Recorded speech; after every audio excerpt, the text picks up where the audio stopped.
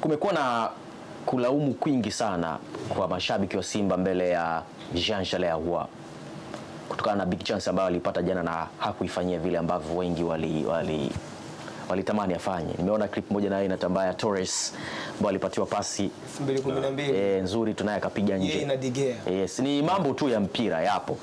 Ni kusema kisichoridhiki hakiliki ama ni kusema sio kila fursa unakutana nayo mbona huijaitumia vizuri tu kwenye maisha. Kwa ni vitu tu ambavyo huwa vinatokea kwenye football na ni watu wanapaswa kuelewa kwamba mpira ndivyo ulivyo.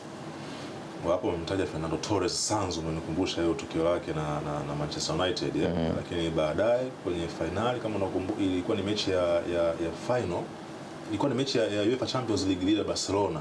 Kwa ni mechi muhimu sana ile. Akafanya balaa. Akaweza kufanya vizuri katika mechi. Alikuwa ni mmoja wa watu ambao alisaidia pia ingawa ilifungwa na Ramirez in Brazil.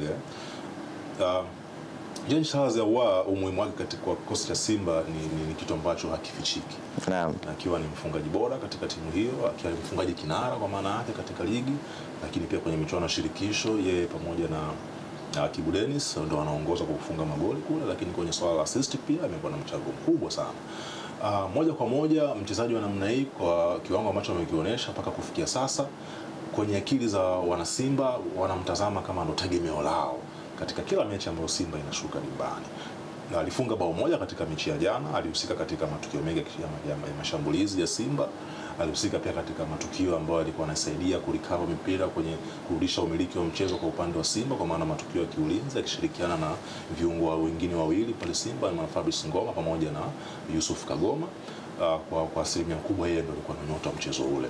Malalamiko ya mashabiki wa Simba ni kutokana na namna ambavyo sio yeye tu peke yake, hata karakta kikosi cha Simba kiujumla katika mechi hizi ambazo za mtoano walizofika katika mechi ya robo finali, mechi ya kwanza dhidi ya Almasi, walionyesha karakta ambayo ilikuwa haitoi matumaini ya kutosha kwa wana Simba kwa maana kwamba timu yao itakuwa na uwezo kufanya lolote msimu, lakini kwa sababu wanafahamu umuhimu wa kushinda mechi hizi sio tu kwa ajili ya kufurahisha mashabiki, lakini pia kuenda sawa na mipango ya mwekezaji kwa maana model, lakini kuenda sawa pia na mipango ya kocha kama kocha kwa ajili ya kuipa timu mafanikio.